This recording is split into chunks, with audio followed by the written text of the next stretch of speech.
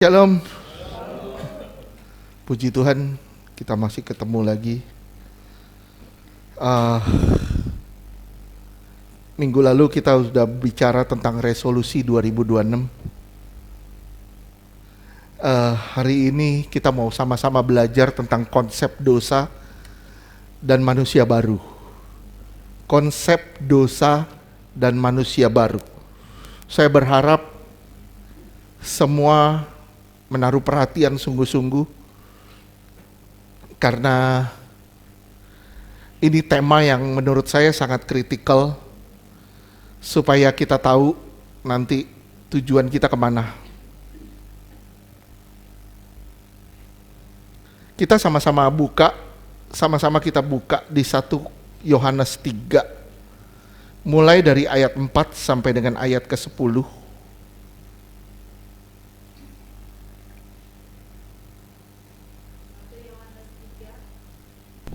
Ayat 4 sampai dengan 10. 1 Yohanes 3 ayat 4. Setiap orang yang berbuat dosa melanggar juga hukum Allah, sebab dosa ialah pelanggaran hukum Allah. Sebab dosa adalah pelanggaran hukum Allah. Terus Ayat 5. Dan kamu tahu bahwa ia telah menyatakan dirinya, supaya ia menghapus segala dosa, dan di dalam dia tidak ada dosa. Terus Ayat 6. Karena itu setiap orang yang tetap berada di dalam dia tidak berbuat dosa lagi. Setiap orang yang tetap berbuat dosa tidak melihat dan tidak mengenal dia. iya, ini konsep dari dosa yang diajarkan oleh Yohanes. Terus ayat 7. 1 Yohanes 3 ayat 7. Anak-anakku, janganlah membiarkan seorang pun menyesatkan kamu. Barang siapa yang berbuat kebenaran adalah benar, sama seperti Kristus adalah benar. Iya, terus 8.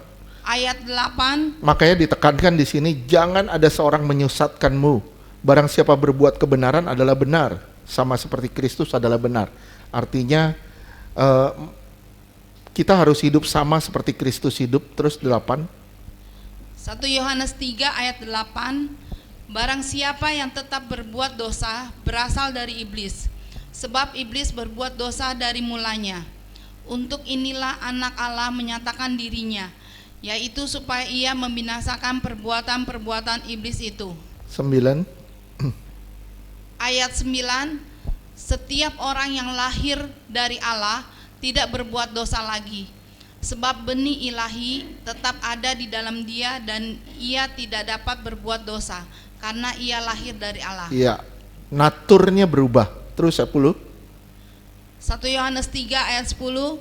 Inilah tandanya anak-anak Allah dan anak-anak iblis. Setiap orang yang tidak berbuat kebenaran tidak berasal dari Allah. Demikian juga barang siapa yang tidak mengasihi saudaranya. Oke. Dewasa ini ada ajaran yang meremehkan dosa. Contoh gini, kamu spesial. Kamu ini spesial. Kamu ini pilihan Tuhan. Kalau kamu spesial, kamu pilihan Tuhan, pasti ada pengecualian. Kamu berbuat dosa gak apa-apa, karena Tuhan pasti ngampunin kamu. Ajaran seperti ini akan meringankan dosa, sehingga kasih karunia jadi tanpa harga. Jadi gak ada harganya. Orang yang dengar firman seperti itu akan meremehkan dosa. Tapi di sini Rasul Yohanes menegaskan dosa itu apa? Kita harus paham.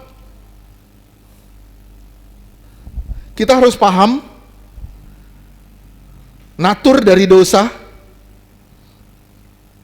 Apa itu natur dari dosa? Dan apa artinya pengampunan dosa? Di sini kita belajar apa itu definisi dosa menurut Yohanes. Kita mau belajar apa itu definisi dosa menurut Yohanes. Saya bertanya sama saudara, dosa alamiah gak? Alamiah gak? Ya, kalau dosa alamiah, dosa itu alamiah. Jadi saya bilangnya sama saudara ya, banyak orang bilang dosa itu alamiah. Jika dosa itu alamiah, maka apakah Tuhan menciptakan manusia dengan dosa? Apakah Tuhan menciptakan manusia dengan dosa? Tidak. Dosa alamiah nggak? Dosa nggak alamiah. Manusia diciptakan itu sempurna. Sempurna. Sangat baik kata Tuhan. Sempurna, tanpa dosa.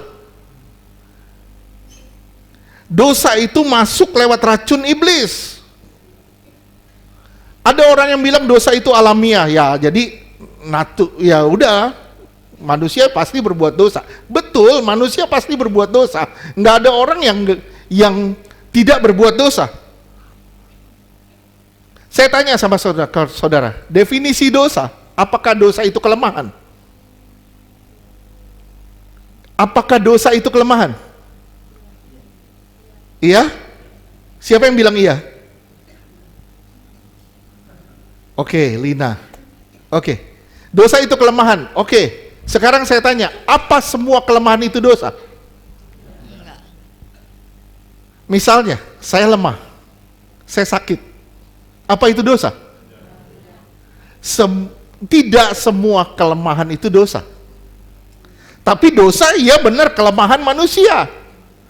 Tapi tidak semua kelemahan itu dosa. Dosa itu bukan natural. Karena dalam penciptaan, dosa itu adalah sesuatu yang asing. Sesuatu yang asing yang disuntikkan ke dalam manusia oleh iblis. Sesuatu yang asing yang disuntikkan ke dalam manusia oleh iblis. Itu dosa. Jadi, waktu manusia dicipta ini benar, sempurna. Bahasa Ibrani itu tov. T-O-V. Tov. Baik, sangat baik katanya. Nggak ada natur dosa di situ. Tapi ada sesuatu yang asing dimasukkan ke dalam manusia oleh iblis. Akhirnya manusia jadi lemah. Kelemahan belum tentu dosa. Tuhan ciptakan manusia dengan keterbatasan. Setuju gak? Tuhan menciptakan manusia dengan berbagai keterbatasan. Kenapa? Karena manusia bukan Tuhan. Manusia itu nggak omnipresent. Saya nggak bisa ada di sini, saya bisa ada di Mall Kelapa Gading. Nggak mungkin. Manusia itu bukan sesuatu yang tak terbatas. Manusia itu terbatas, semuanya terbatas. Tapi banyak manusia mau jadi yang tak terbatas. Banyak manusia mau jadi yang tak terbatas. Akhirnya timbullah masalah-masalah di dalam kehidupan ini. Kelemahan itu belum tentu dosa. Karena Tuhan menciptakan manusia dengan segala keterbatasan.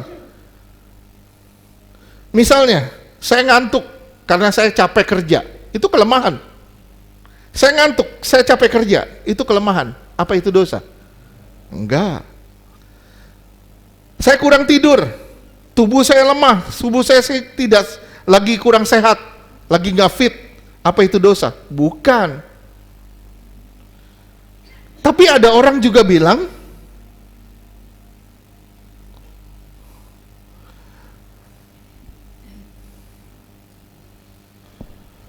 manusia itu dosa karena manusia lahir tanpa dosa. Banyak manusia bilang gini, bayi lahir tanpa dosa. Banyak ya dengar begitu. Cuman kekristenan yang bilang bayi lahir juga sudah berdosa. Semua orang di dunia ini, di luar konsep kekristenan, berkata manusia lahir tanpa dosa. Tapi dosa itu masuk dari faktor lingkungan, pergaulan. Enggak begitu cara kerja dosa, bukan begitu cara kerja dosa. Karena manusia begitu lahir sudah berdosa. Oleh sebab itu Mazmur 53 ayatnya ke-7.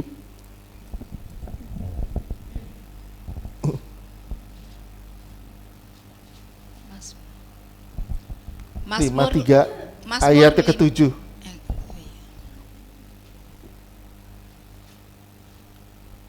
Ayat 7. Ayat 7. Mazmur 51. Mazmur 51. 7. Mazmur Terus naik. Iya. Iya, itu. Mazmur 51 ayat 5. 7. Ya. Sesungguhnya dalam kesalahan aku diperanakan, dalam dosa aku dikandung ibuku. Ya, jadi dosa itu sudah ada ketika kita di kandungan ibu. Ketika Joshua di kandungan mamanya, dosa itu udah turun ke dalam Joshua. Jadi konsep dosa manusia lahir tanpa dosa itu salah, dipatahkan dengan firman Tuhan. Lihat lagi, Roma 5 ayat 12. Roma 5 ayat 12. Sebab itu sama seperti dosa telah masuk ke dalam dunia oleh satu orang, dan oleh dosa itu juga maut. Demikianlah maut itu telah menjalar kepada semua orang, karena semua orang telah berbuat dosa. Karena semua orang akhirnya berbuat dosa. Kenapa? Karena satu orang, dosa itu masuk ke dalam satu orang, dosa itu menjalar kepada semua orang. Akhirnya semua orang jadi berdosa. Jadi konsep yang berkata manusia lahir tanpa dosa itu salah. Konsep yang berkata dosa itu adalah kelemahan belum tentu juga. Konsep yang berkata dosa itu alamiah, iya bisa dibilang begitu. Tapi permasalahannya, apakah racun dosa itu bisa dihilangkan? Racun yang sudah masuk itu bisa dihilangkan. Sekarang kita kembali lagi ke 1 Yohanes 3 ayatnya keempat.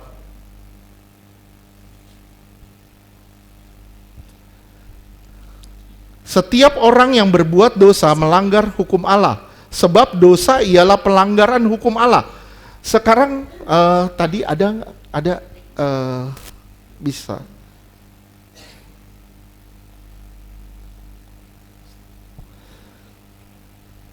Oke, bukan yang ini.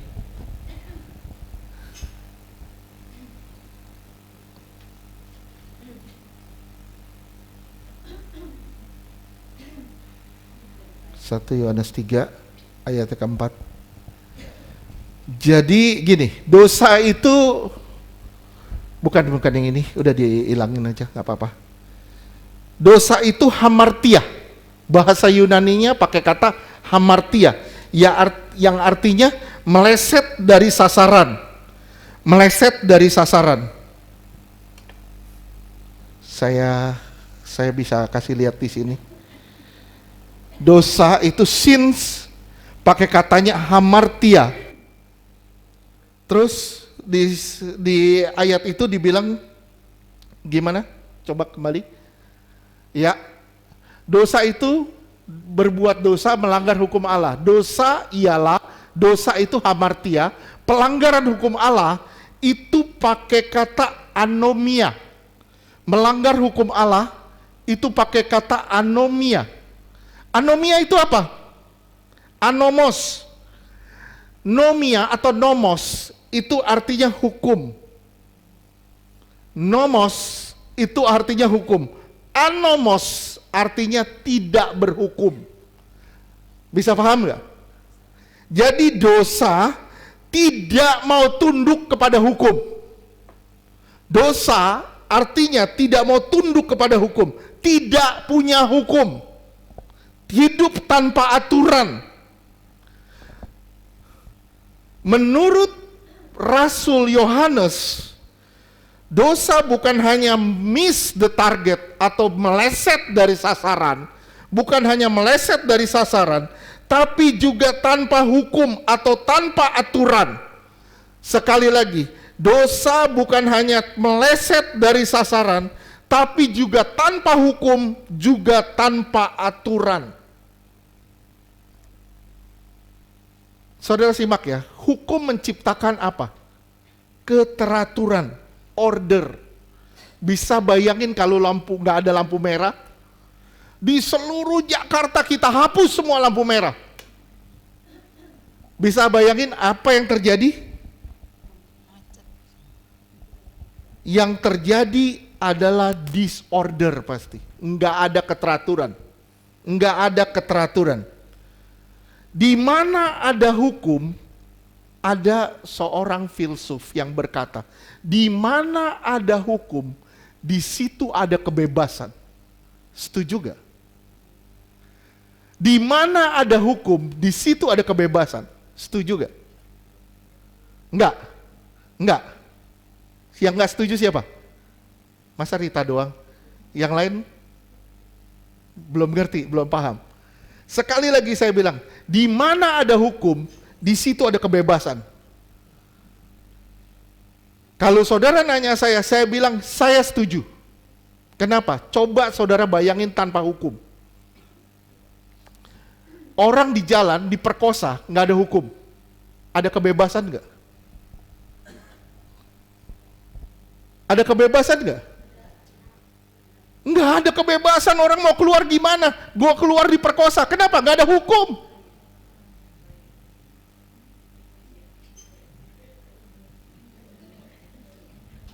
Sekarang sudah ngerti?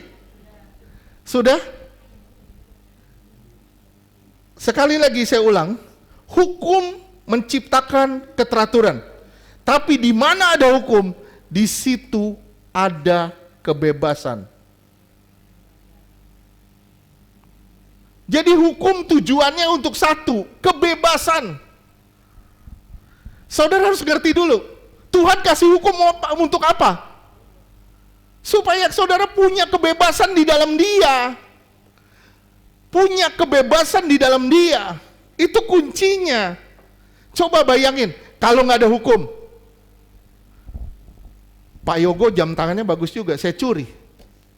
Saya ambil, sini, saya rampok, saya rampas. Nggak ada hukum. Bebas gak Pak Yogo pakai baju? Akhirnya Pak Yogo nggak pakai apa-apa.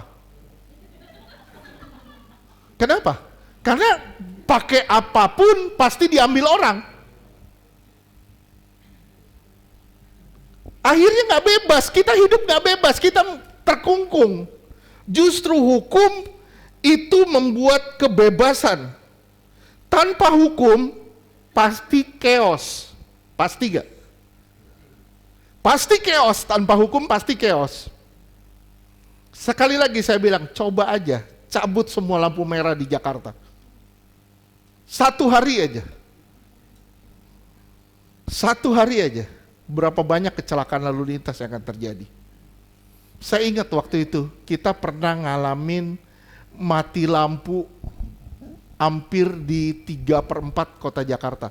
Setengah kota Jakarta itu mati lampu. Tahun berapa ya? Kita waktu itu ingat hari Minggu ya, pulang gereja ya. Mati lampu semua. Akhirnya apa? Semua jalanan macet. Kenapa? Nggak ada lampu merah, chaos semuanya. Semuanya nggak teratur. Tanpa hukum, kita nggak bisa bebas. Justru hukum Tuhan berikan demi kebebasan kita. Orang bisa melakukan apapun di luar tanpa hukum. Kalau nggak ada hukum, justru hukum dibikin supaya saya bisa bebas keluar. Saya bisa lebih nyaman kalau saya jalan-jalan di kota Jakarta. Tujuannya itu sebenarnya. Tapi kan kebanyakan dari kita konsep tentang hukum itu mengekang kita. Setuju gak? Setuju gak? Kenapa konsep hukum itu mengekang kita? Kenapa? Karena pola pikir kita sudah tercemar oleh racun iblis. Sebenarnya kita harus tahu dulu Tuhan bikin hukum supaya apa? Supaya ada keteraturan.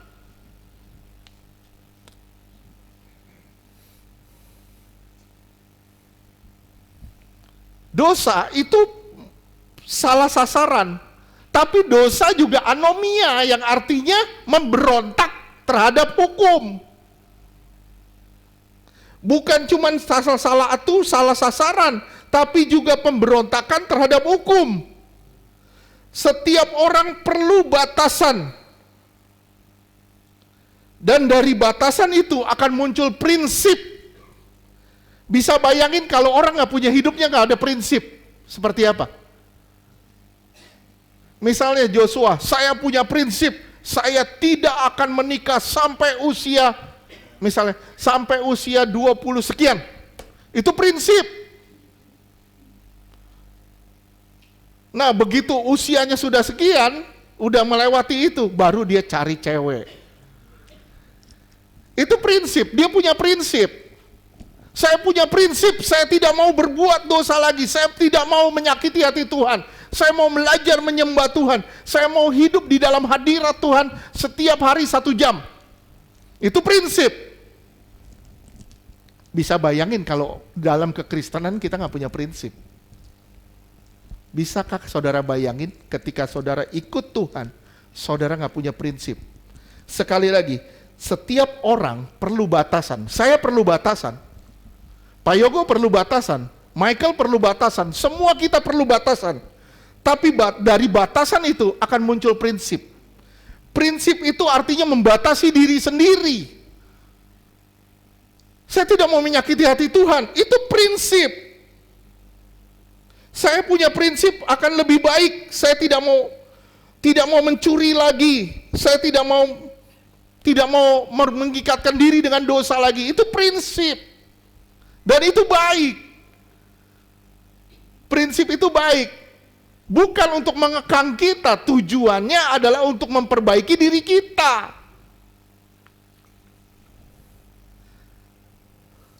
Sampai sini bisa ngerti?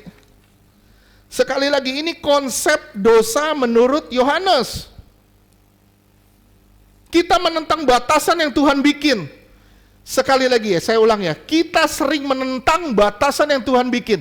Dan itu namanya anomia. Itu yang namanya anomia. Kita menentang semua batasan yang Tuhan bikin. Seakan-akan gini, gue gak mau dibatasin, gue mau hidup sesuka-suka gue.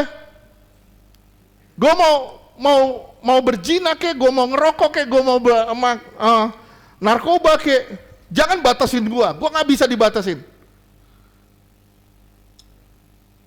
Nah itu dia, itu yang namanya anomia.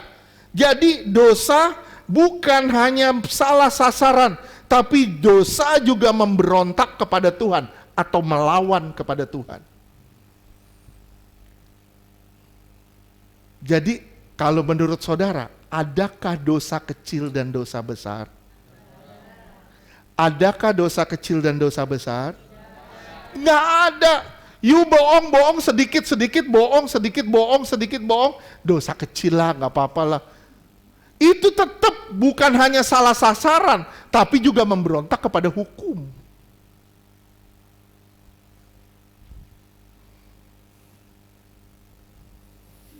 Tuhan tetapkan mana yang baik, mana yang jahat. Tuhan netapin nih, mana yang baik, mana yang jahat. Tapi manusia mau jadi seperti Tuhan. Apa yang manusia mau makan buah pohon pengetahuan tentang yang baik dan yang jahat. Tuhan yang tahu yang baik dan yang jahat. Tapi manusia mau jadi Tuhan. Manusia mau menetapkan dia baik, dia jahat, dia baik, dia jahat, dia baik, ini baik, itu jahat. Akhirnya manusia menjadi hakim. Manusia pakai perspektif dia sendiri untuk tetapkan yang baik dan yang jahat. Coba lihat Kejadian 6 ayat 5 dan 6. Kejadian 6 ayat 5. Ketika dilihat Tuhan bahwa kejahatan manusia besar di bumi, dan bahwa segala kecenderungan hatinya selalu membuahkan kejahatan semata-mata. Iya, lihat ya. Tuhan tahu nih, yang jahat yang mana, yang baik yang mana. Betul gak? Tuhan tahu. Sekarang saudara lihat, kecenderungan hati manusia membuahkan dosa. Kenapa? Karena manusia melakukan semua yang baik menurut dia. Semua yang baik menurut saya, semua yang baik menurut kamu, semua yang baik menurut dia. Gak bisa begitu. Kalau semua yang baik menurut saya, menurut Joshua atau menurut Henley, semua yang baik menurut Henley, semua yang baik menurut saya, menurut Joshua, apakah itu pasti kebenaran? Enggak, belum tentu itu kebenaran. Banyak faktor-faktor yang membuat kita tersimpang ke sana.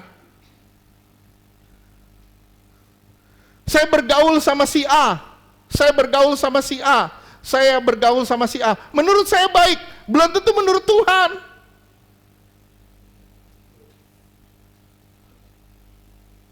Saya pergi melancong ke sana kemari, baik menurut saya, belum tentu menurut Tuhan. Nah itu, akhirnya kita menetapkan yang baik dan yang jahat. Nah, begitu kita mulai menetapkan yang baik dan yang jahat, terjadinya salah sasaran. Ini yang disebut hamartia, miss the target. Begitu miss the target, salah sasaran, apa yang terjadi? Kita memberontak kepada hukum Allah tanpa kita menyadari.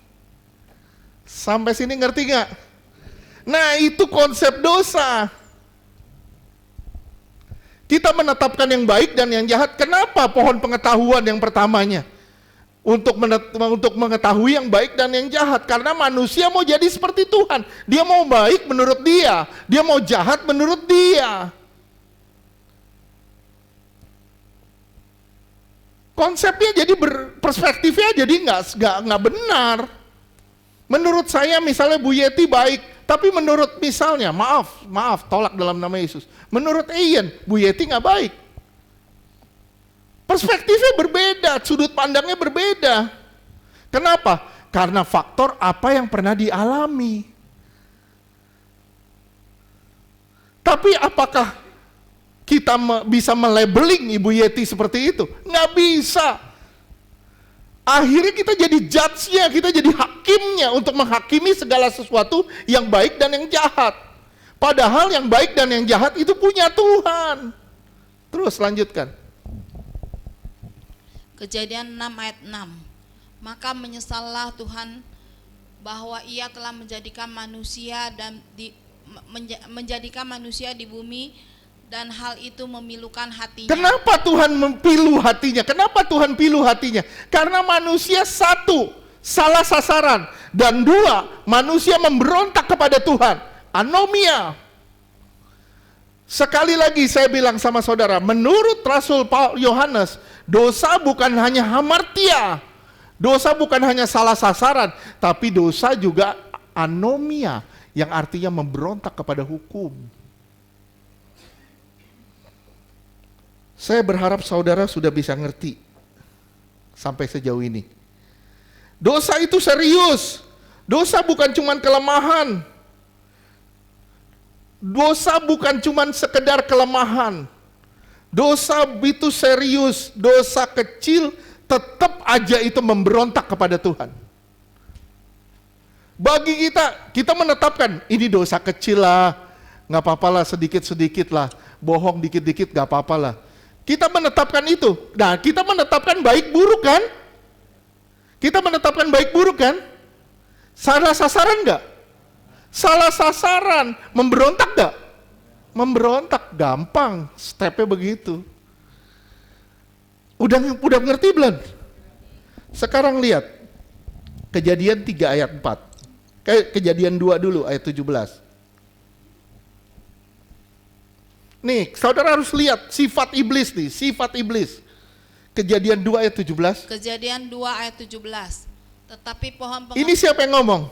Iblis. Hei.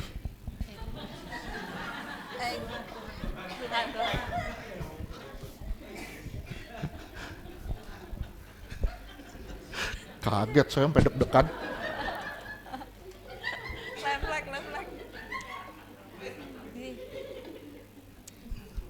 Siapa yang ngomong? Tuhan, coba. Kejadian 2 ayat 17. Tetapi pohon pengetahuan tentang yang baik dan yang jahat itu. Nah, tentang baik dan jahat. Akhirnya manusia makan. Manusia mau jadi seperti Tuhan. Mau tahu baik, mau tahu jahat. Akhirnya manusia jadi hakim. Manusia salah sasaran. Karena manusia salah sasaran, manusia jadi berontak kepada Tuhan. Terus lanjutkan. Janganlah kau makan buahnya, sebab pada hari Ini tolong digaris bawahi. Sebab pada hari engkau memakannya, pasti engkau mati. Simak Kejadian 3 ayat 4. Sebab pada saat engkau memakannya, pasti engkau mati. Siapa yang ngomong tadi? Nah, sekarang lihat. Kejadian 3 ayat 4. Tetapi ular itu berkata kepada perempuan itu, sekali-kali kamu tidak akan mati. Ini siapa yang ngomong? Iblis. Jangan terbalik. Lihat, memberontak gak? Tuhan bilang, sebab pada saat kamu makan, pasti kamu mati. Ini Tuhan yang ngomong. Tapi iblis dia memberontak kepada Tuhan, dia bilang, sekali-kali kamu gak akan mati. Jadi iblis udah miss target dari awal. Dia sudah memberontak kepada Tuhan, oleh sebab itu dia dibuang. Sudah paham?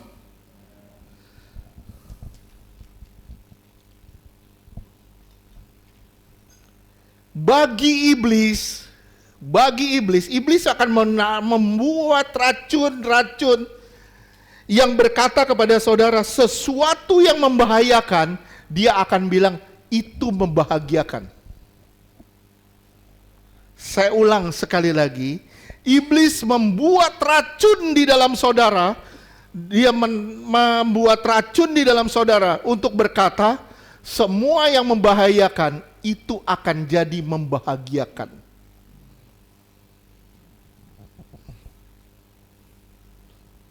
Dosa itu sifatnya dua. Satu, dosa aktif. Dua, dosa pasif. Dosa aktif seperti apa? Misalnya, kita melanggar hukum yang jelas-jelas kita lakukan. Kita curi, kita melakukan dosa, kita berzina, itu dosa, itu jelas-jelas aktif dan itu terlihat. Tapi ada dosa pasif. Dosa pasif apa? Yakobus 4 ayat 17. Ini dosa pasif.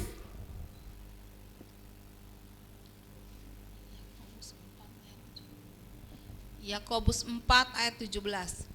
Jadi jika seseorang tahu bagaimana ia harus Jika saudara tahu berbuat baik, terus tetapi ia tidak melakukannya, ia berdosa. ini dosa pasif. Saudara tahu gimana caranya berbuat baik, tapi saudara nggak mau berbuat baik. Ini dosa pasif. Ulang lagi, lihat lagi, 1 Yohanes 3 ayat 17. Kita lihat dosa pasif. 1 Yohanes 3 ayat 17. Barang siapa mempunyai harta duniawi dan melihat saudaranya menderita kekurangan, tetapi menutup pintu hatinya terhadap saudaranya itu, bagaimanakah kasih Allah dapat tetap di dalam dirinya? Nah, saudara ada melihat seseorang kekurangan, tapi saudara nggak peduli. Gua nggak peduli. Yang penting gua seneng. Yang penting gua happy. Kita nggak peduli sama keberadaan orang lain. Tuhan udah gerakin, tapi kita nutup hati kita. Apa yang terjadi? Itu dosa pasif. Kita nggak serta-merta menyakiti orang, tapi kita tutup hati kita terhadap pertolongan kepada orang lain. Itu dosa pasif.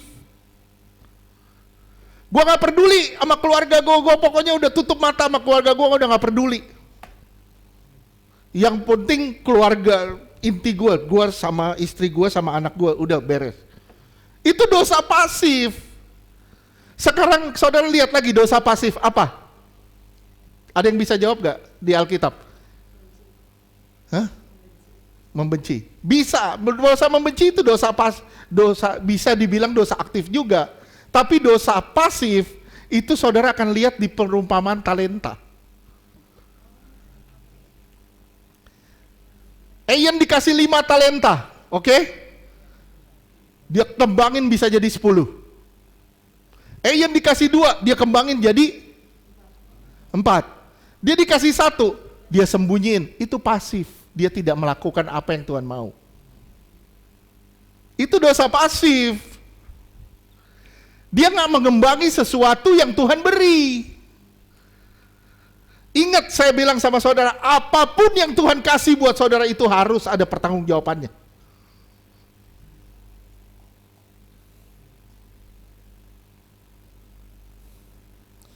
Natur dosa selalu ingin dapat, tetapi Tuhan mau kita peduli terhadap orang lain. Natur dosa selalu inginnya dapat, terima. Tapi Tuhan mau kita belajar untuk memberi. Natur dosa maunya terima. Natur Tuhan maunya kita beri.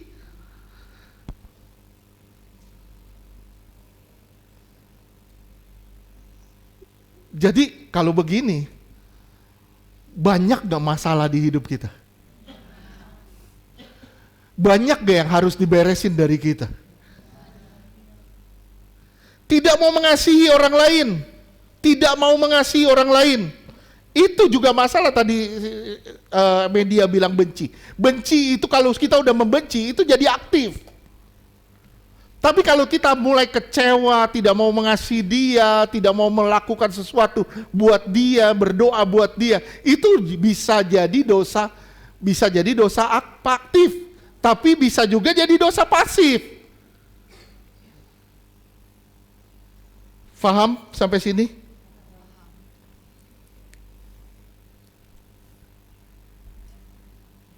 Dapat 5 talenta, dapat 2 talenta, dapat 1, dikubur. Apa yang terjadi? Dihukum kan? Dihukum kan? Yang kubur 1 talenta? Orang yang tidak lakukan agenda Tuhan, pasti dia akan melakukan agendanya sendiri.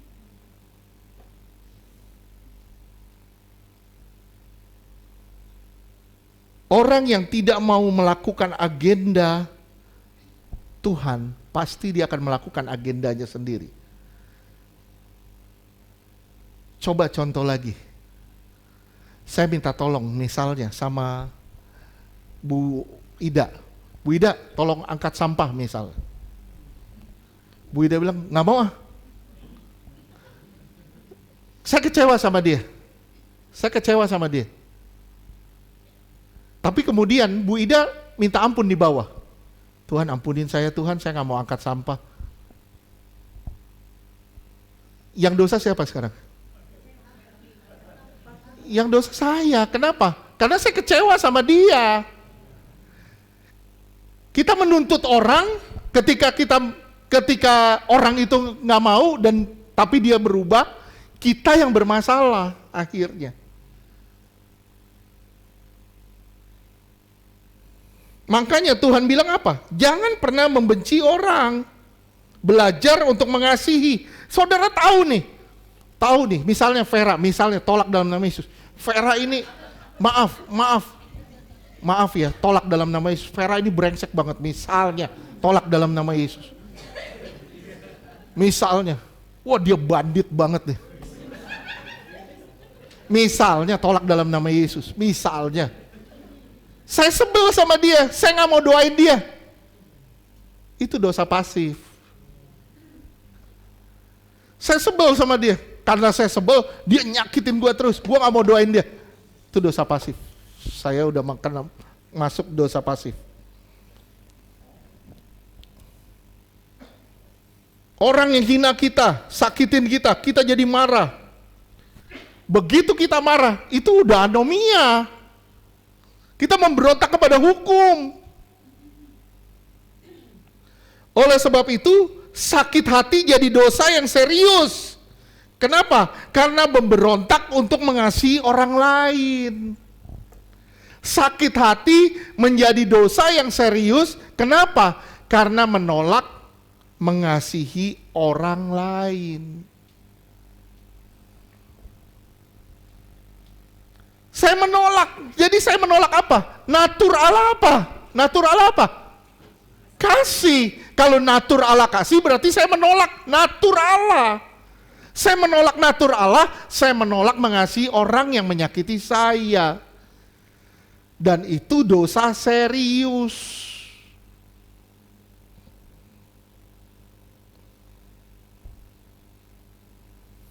Tuhan mau kita sabar, kendaliin diri kita. Kita sabar, kuasai diri kita, kendaliin diri kita. Tapi kita memilih untuk marah. Seringkali kita memilih untuk marah.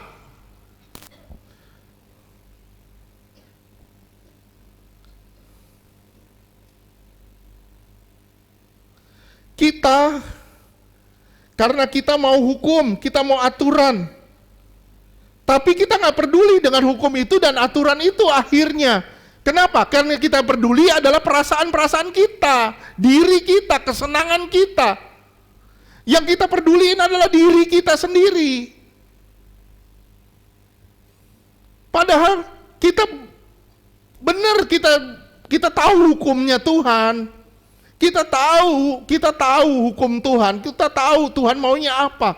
Tapi kita peduli sama perasaan kita di atas perasaan Tuhan, yang membuat kita jadi bermasalah dengan Tuhan.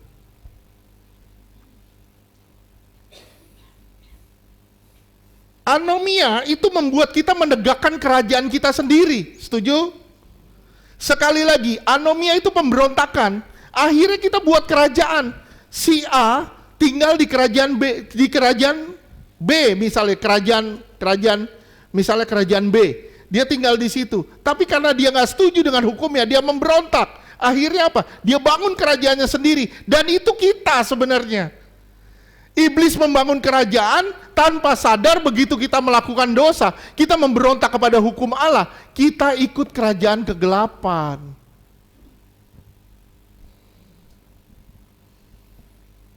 Anomia membuat kita menegakkan kerajaan kita sendiri. Saudara perhatiin doa Bapa kami. Bagaimana bunyinya? Bapa kami yang dikuduskan. Nama siapa? Namamu. Terus? Kerajaan siapa? Terus? Bukan kehendakku, bukan kerajaanku, bukan namaku yang dikuduskan. Namamu, kerajaanmu, kehendakmu. Ini konsep doa yang Tuhan ajarkan kepada kita. Akhirnya saudara ngelihat sekarang, konsep doa yang Tuhan ajarkan itu tujuannya ke atas. Tapi konsep roh jahat, konsep iblis itu tujuannya ke diri kita sendiri.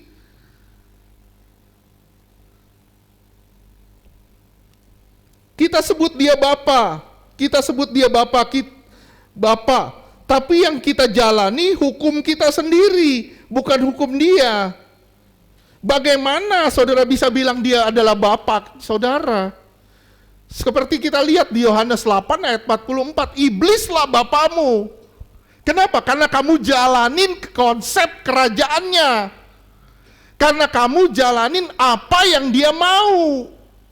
Makanya di Yohanes 8 ayat 44, gak apa-apa baca deh. Yohanes 8 ayat 44. Iblislah yang menjadi bapamu dan kamu ingin melakukan keinginan bapamu. Ya, semua keinginan dia kita ingin lakukan. Kenapa? Padahal itu bahaya. Tapi iblis bilang itu bahagia. Terus? Ia adalah pembunuh manusia sejak semula dan tidak hidup dalam kebenaran. Sebab di dalam dia tidak ada kebenaran. Apabila ia berkata dusta, ia berkata atas kehendaknya sendiri. Karena itu natur dia dusta. Natur kita bukan begitu. Kalau saudara sering bohong, dikit-dikit bohong, siapa bapaknya?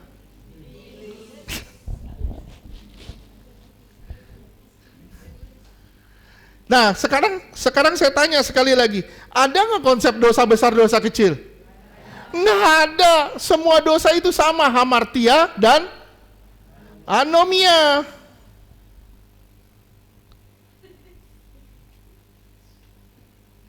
Nggak ada konsep dosa besar, dosa kecil. Dosa itu melawan hukum Allah. Maka kita jadi musuh Allah. Karena kita melawan konsep Allah, kita melawan hukum Allah, kita jadi musuhnya Allah akhirnya. Kita melawan. Nah sekarang saya tanya sama saudara. Oposit tahu ya? Lawan daripada anomia apa? Lawan dari anomia apa? Sekarang lihat, Ibrani 1 ayatnya ke-9. Ini lawan dari anomia apa?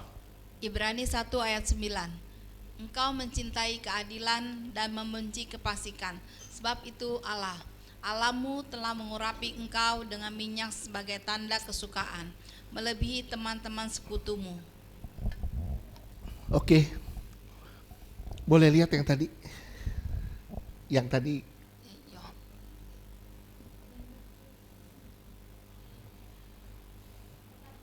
Bukan Ibrani. Hebrew 1 ayat 9 ya, oke. Ini anomia kan? Ya, lawannya apa? Righteousness, apa? Dikaiosune. Dikaiosune itu apa? Itu kebenaran yang didasarkan perbuatan. Righteousness. Makanya orang bilang baju jirah keadilan, itu pakai katanya baju jirah righteousness. Baju jirah juga kebenaran, tapi didasarkan pada perbuatan. Banyak orang bilang nggak peduli perbuatan. Kenapa? Perbuatan sudah dihilangkan. Tapi lihat dong di sini, lawan dari anomia tetap righteousness. Dikaiosune, yang artinya perbuatan, kebenaran yang berdasarkan perbuatan.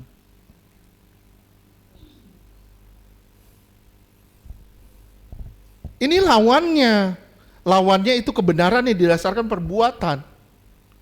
Makanya waktu Yesus ngomong sama orang-orang Farisi, dia bilang kalau hidup keagamaanmu, di Matius 5 ayat 20, kalau hidup keagamaanmu tidak lebih baik dari ahli Taurat dan orang Farisi, hidup keagamaan itu pakai kata dikaiosune. Hidup keagamaan itu diterjemahkan hidup keagamaan. Artinya apa maksudnya Tuhan pakai dikaiosune? Jika perbuatanmu nggak lebih baik dari mereka, kau nggak akan masuk surga.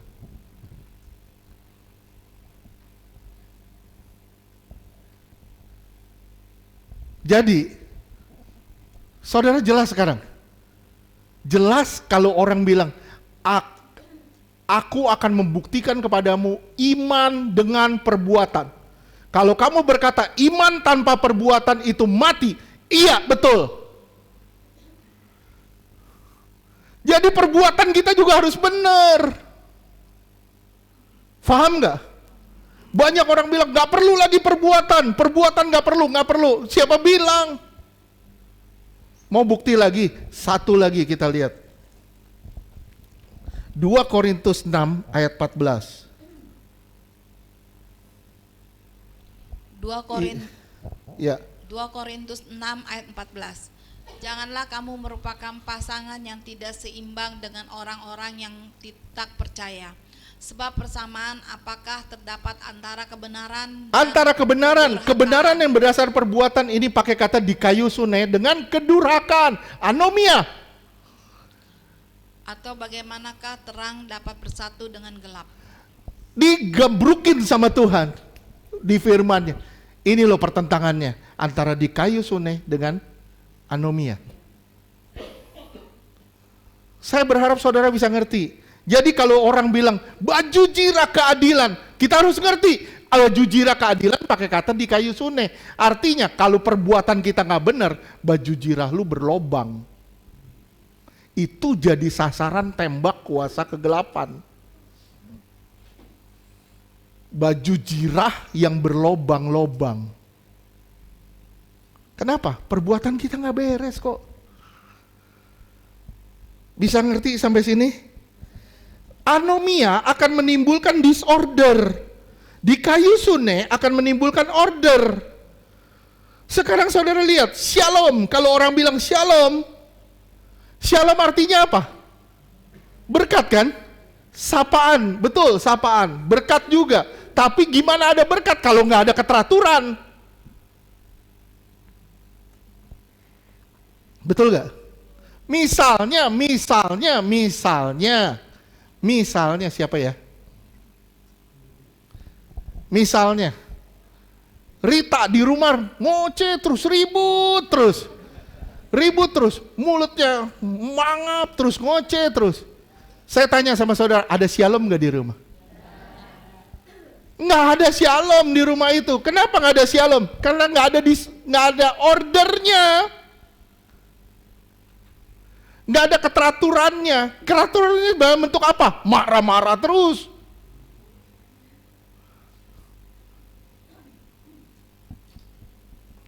Ngomel terus kerjaannya. Nggak ada shalom. Suami mukulin istri, ada shalom nggak di rumah? Anak mau pulang nggak? Anak nggak mau pulang ke rumah, nggak ada shalom di rumah. Jadi shalom itu berkaitan erat dengan order, keteraturan di kayu sune. Sekali lagi, shalom harus ya bertalian erat dengan keteraturan di kayu sune. Dalam shalom ada di kayu sune. Sekali lagi saya ulang, di dalam shalom ada di kayu sune. Di dalam shalom ada perbuatan-perbuatan yang benar,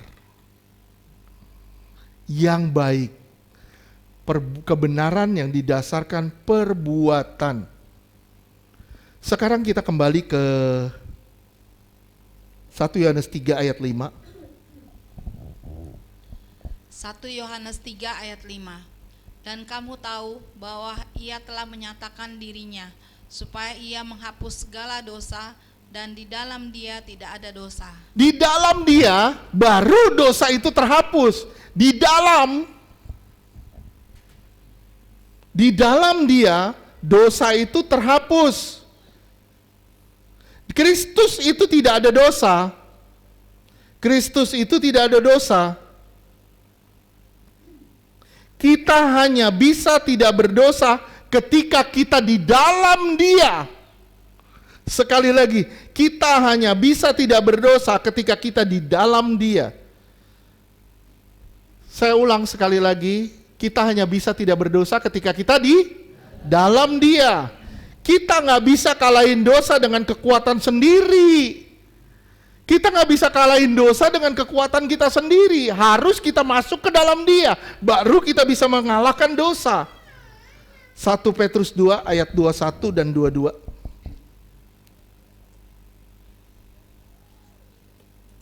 1 Petrus 2 ayat 21.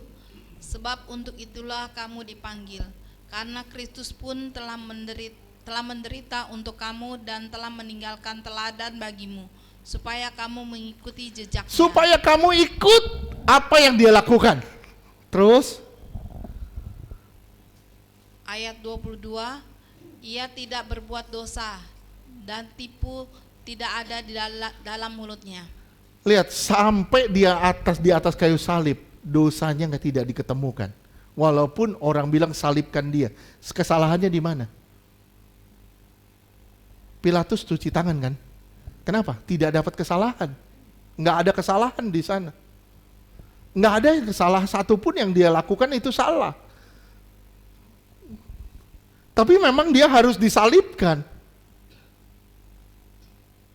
Untuk apa? Untuk menebus dosa kita. Karena kematiannya yang benar itu, kita masuk ke dalam kita jadi benar.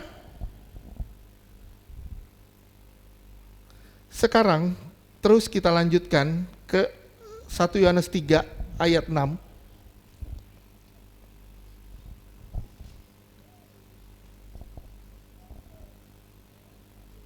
Satu Yohanes 3 ayat 6. Karena itu setiap orang yang tetap berada di dalam dia tidak berbuat dosa lagi. Setiap orang yang tetap berbuat dosa tidak melihat dan tidak mengenal dia. Nah, permasalahannya di sini dibilang kalau orang di dalam dia tidak berbuat dosa lagi. Sekarang saudara masih hidup dalam dosa enggak? Masih dosa enggak? Masih, kita masih dosa, saya masih dosa, saudara masih dosa. Jadi kita belum di dalam dong. Nah, ini kita akan belajar sedikit-sedikit. Terus ayat 7. 1 Yohanes 3 ayat 7. Anak-anakku, janganlah membiarkan seorang pun menyesatkan kamu. Barang siapa yang berbuat kebenaran adalah benar, sama seperti Kristus adalah benar. 8.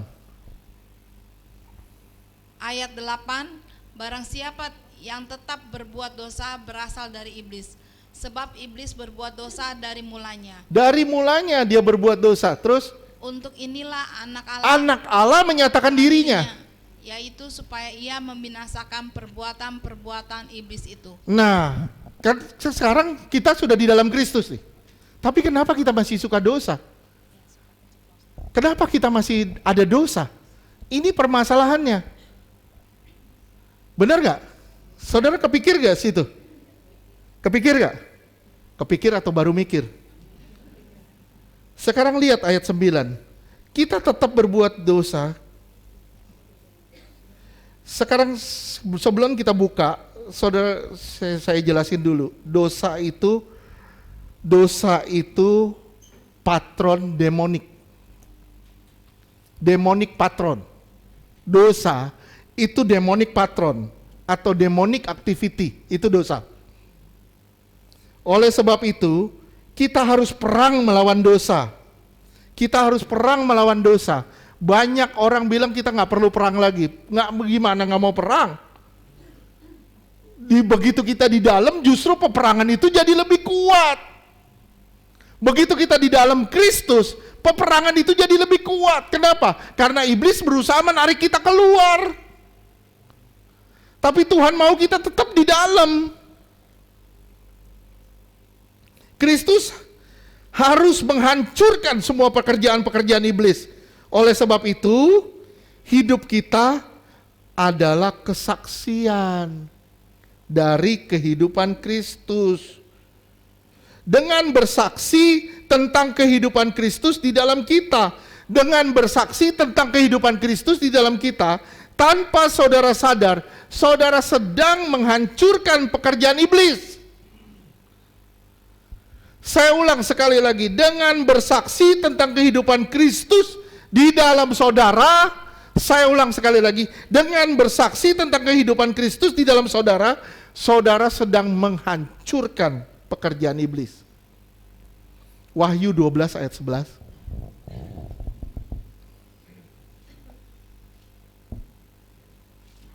Wahyu 12 ayat 11. Dan mereka mengalahkan dia oleh darah anak domba dan oleh perkataan kesaksian mereka, karena mereka tidak mengasihi nyawa mereka sampai ke dalam maut. Nih lihat ya, gimana caranya kita mengalahkan iblis? 1, dengan darah domba. Dengan darah domba. 2, dengan perkataan kesaksian kita. Dengan suatu kesaksian. Kesaksian itu bukan cuma perkataan tapi perbuatan. Oleh sebab itu, pakai katanya di situ kan tadi kita bilang lawan dari anomia apa? Di kayu sune, kebenaran yang didasarkan pada perbuatan. Ketika saudara berbuat benar, saudara jadi anak Tuhan. Jelas gak sih? Jelas? Nah, tadi kita bilang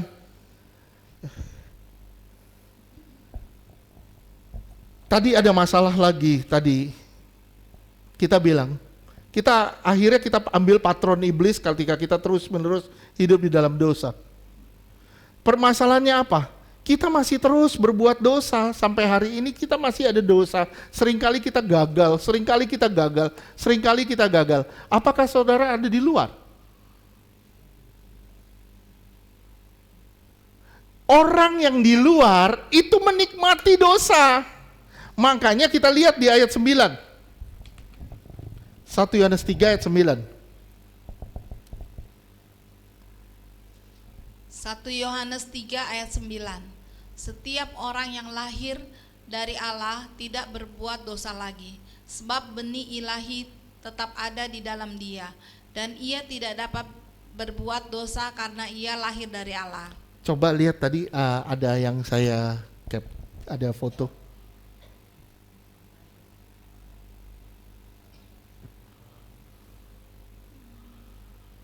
Saya lupa yang mana. Bukan. Oke, ganti. Bukan, ganti. Ini 1 Yohanes 3. Bukan. Ayat 9. Iya. Bukan. Oh, saya belum ngasih ya.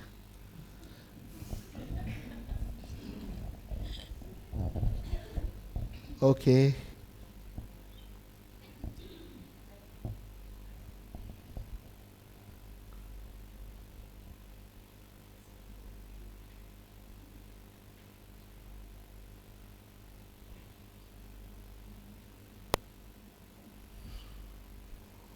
Kok bisa lupa sih?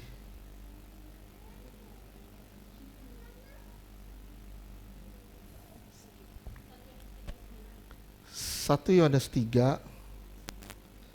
Bukan ayat 9. Saya mau ambil bahasa Inggris ya dari sini. Ini bagus sekali bahasa Inggris ya. Karena dibilang continuing sins.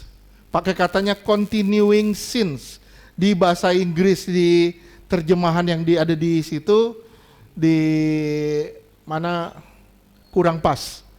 Saya mau ambil dari NIV. NIV ini pakai dari NIV. Dibilang continuing sins. Saya lupa ya, di mana ya? Have been born of good prestige because of him abides.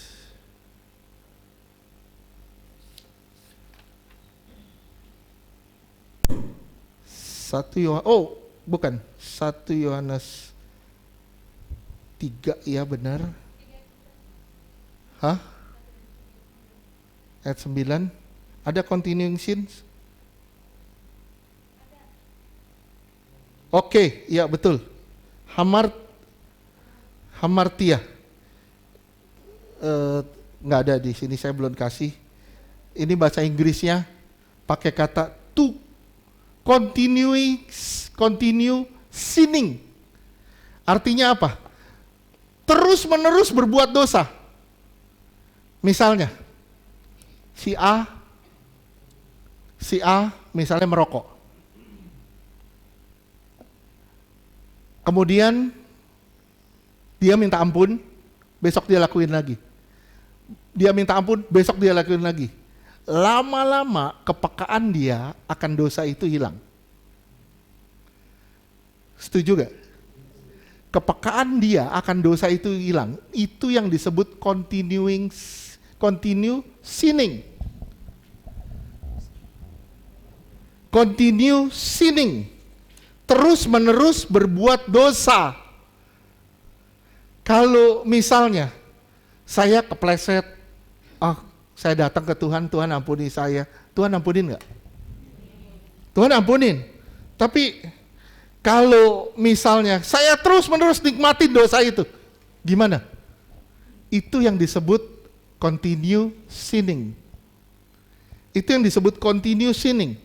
Kalau saudara ngelihat tadi di 1 Yohanes 3 ayat 6, tidak berbuat dosa lagi segala macam. Ini bertentangan nggak dengan perkataan Yohanes sendiri di 1 Yohanes 1 ayat 8 dan 10. 1 Yohanes 1 ayat 8 dan 10.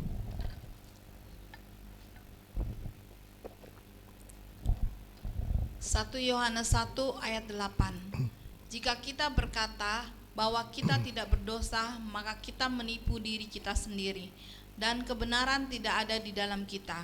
Oke, ayat 10. Ayat 10, jika kita berkata bahwa kita tidak ada berbuat dosa, maka kita membuat dia menjadi pendusta, dan firman-Nya tidak ada di dalam kita. Bertentangan enggak? Kalau kita baca dengan bahasa kita, itu bertentangan sekali. Kenapa? Karena di firman Tuhan di 1 Yohanes 3 dibilang, dia tidak bisa berbuat dosa lagi. Ternyata bahasanya yang salah. Ternyata continue sinning. Itu permasalahannya. Kalau kita menikmati dosa atau kita terus-menerus hidup di dalam dosa itu yang membuat kita sebenarnya keluar dari jalur Tuhan, keluar dari kehendak Tuhan.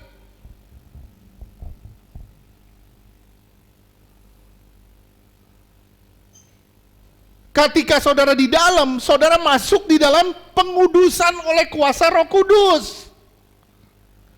Dikuduskan terus dengan kuasa Roh Kudus. Gimana Pak caranya? Ketika saudara bikin salah, saudara ditegur, diingetin, kamu salah. Oh iya Tuhan, maafin saya Tuhan. Itu kita ditegur, dikuduskan, kita dipisahin dari dunia. Kita dijadikan spesial sama Tuhan. Sekarang udah ngerti belum? Udah ngerti konsep dosa? Dosa tetap melanggar hukum Allah. Dosa tetap itu pemberontakan terhadap hukum. Dosa menimbulkan disorder, itu udah pasti. Dosa itu juga salah sasaran. Iya, betul. Gimana caranya supaya saya tidak berdosa lagi? Di dalam Tuhan dong. Memastikan dirimu di dalam. Jadi yang diperlukan apa? Pergaulan itu yang sangat diperlukan. Pergaulan kita dengan Tuhan. Pergaulan kita dengan siapa itu menentukan gimana karakter kita ke depan. Kalau pergaulan kita dengan Tuhan, itu kita akan orang bisa melihat siapa yang ada di dalam kita.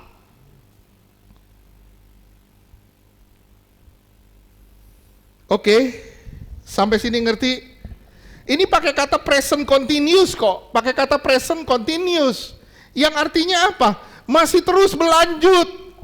Dosa itu kita nikmatin lagi, nikmatin terus kita dosa itu. Permasalahannya apa? Ketika saudara sakit hati, saudara nggak sadar, itu kita lakukan terus, dan kita nggak membereskan diri kita. Itu permasalahannya. Ketika kita terluka sama orang, dia nyakitin gua, dia ngambil hidup gua, dia ngambil kepunyaan gua, dia ngambil harta gua, dia ngambil ini kepemilikan gua. Sadar nggak saudara? Saudara sedang berdosa di situ. Saudara merasa diri saudara benar? Enggak bisa. Saudara nggak benar di situ, posisi saudara tidak benar. Sampai sini ngerti? Saya berharap saudara bisa jelas apa yang dibahas ini. Bukan berbuat dosa, bukan berarti saudara tidak berdosa dalam arti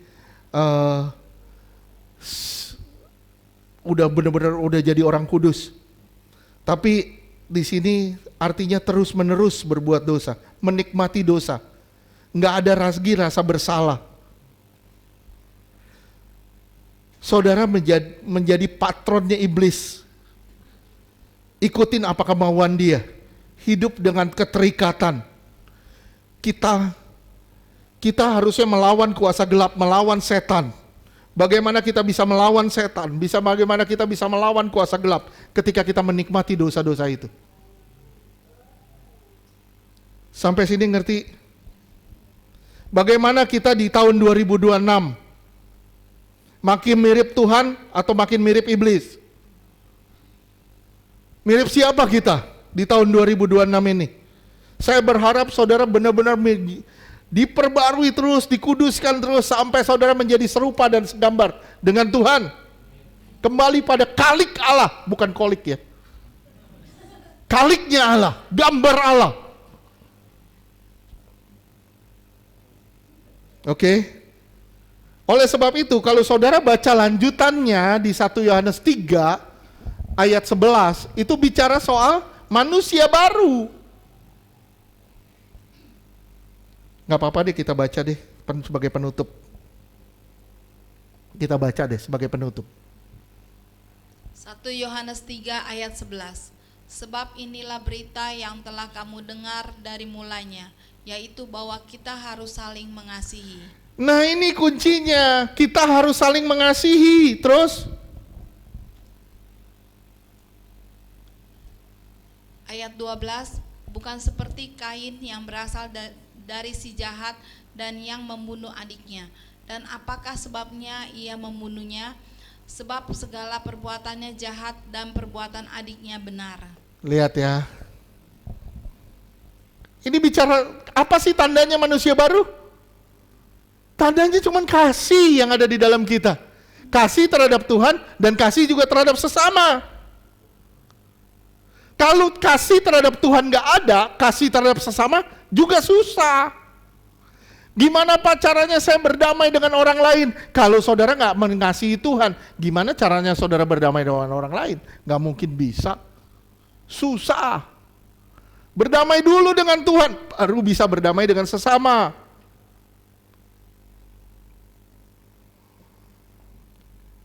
Gimana standar yang Tuhan beri dalam mengasihi? Gimana standar yang Tuhan beri dalam mengasihi? Kasihilah dirimu sendiri, kasihilah sesamamu seperti dirimu sendiri. Tapi lihat, kasih ini berubah, ayat 16.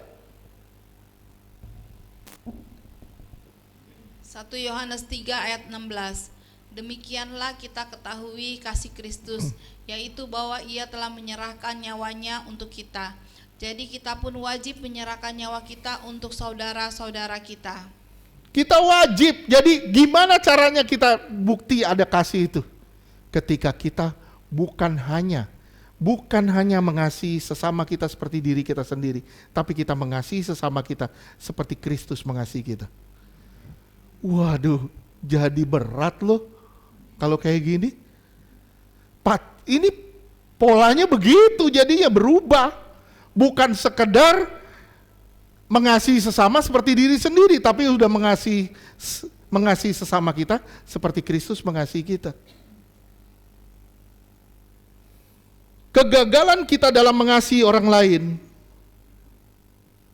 adalah kegagalan kita dalam mengerti identitas kita sebagai warga surga. Kegagalan saudara dalam mengasihi orang lain adalah kegagalan saudara dalam mengenal identitas saudara sebagai warga surga. Kasih itu perintah, bukan opsi. Kalau kasih itu opsi, saudara bisa ambil, bisa enggak. Tapi inilah perintah katanya. Inilah perintah. Jadi kasih itu perintah.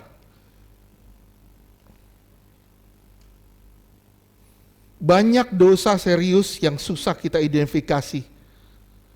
Salah satunya adalah mengasihi orang lain. Itu sulit sekali kita identifikasi dosa itu. Ketika kita harus mengasihi orang lain, sementara kita nggak bisa mengasihi dia. Itu sulit sekali, apalagi ketika hati kita digores sama dia. Sulit sekali kita mengidentifikasi kasih itu. Setuju gak sih? Setuju, ketika saudara dilukai, sulit saudara untuk mengidentifikasi kasih itu. Sulit. Kita lebih condong ngelihat dengan mata kita, dengan apa yang kita rasain. Tapi kita gak pernah punya isi hati Tuhan, supaya kita bisa ngelihat orang dengan cara pandang Tuhan. Oke, kita foto rame-rame misalnya. Yang saudara lihat siapa? Siapa yang saudara lihat? Yang pertama saudara lihat adalah diri saudara sendiri. Cakep nggak? Saudara bisa nggak peduli, walaupun yang lain cakep, saudara lagi mulutnya lagi begini, saudara bisa bilang foto ulang.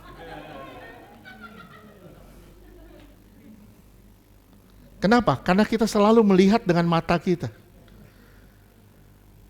Kita bisa lihat, misalnya Pak Pepi lagi foto, misalnya lagi gimana, kita bilang, Pak Pepi lagi jelek, misalnya, maaf.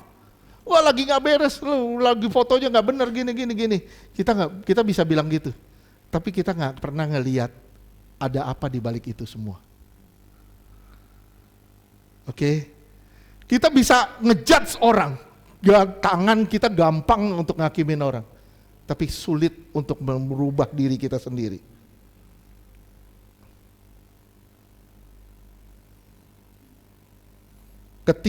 Kala objek kasih, ketika objek kasih itu kita lihat, kita gampang untuk melakukan kasih itu berdasarkan apa yang dia lakukan.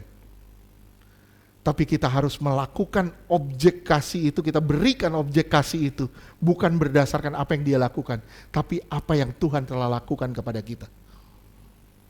Kalau saudara ngelihat orang berdasarkan individu, berdasarkan anak Tuhan, ciptaan Tuhan, saudara akan bilang, Tuhan, saya mengasihi dia walaupun dia jahat sama saya. Saya tetap mau berdoa buat dia walaupun dia jahat sama saya, walaupun dia nyakitin hati saya, walaupun dia hina saya, walaupun dia bikin lecehkan saya tetap mau mengasihi dia. Kenapa? Karena saudara melihat orang dengan sudut pandang Tuhan, bukan dengan kacamata saudara.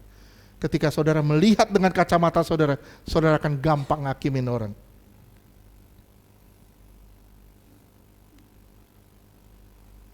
Simak sebagai penutup.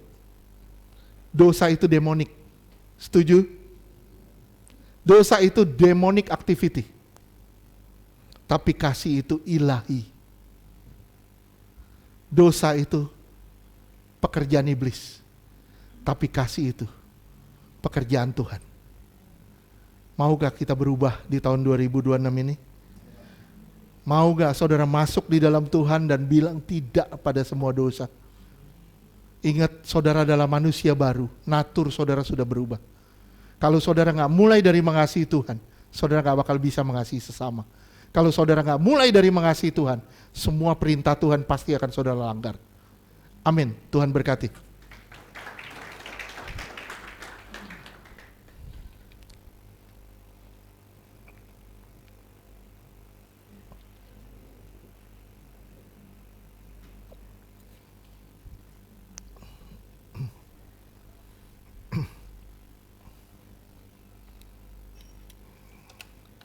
Kita mau masuk dalam perjamuan. Saya mengundang sebelumnya saudara tundukkan kepala.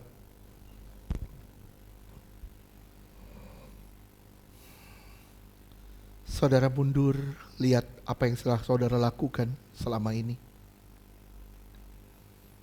Banyak sekali kegagalan yang kita lakukan, kita buat sampai dengan detik ini. Saudara sedang berhadapan dengan Tuhan yang baik. Tuhan yang tetap mau menerima saudara. Tuhan yang mengasihi saudara.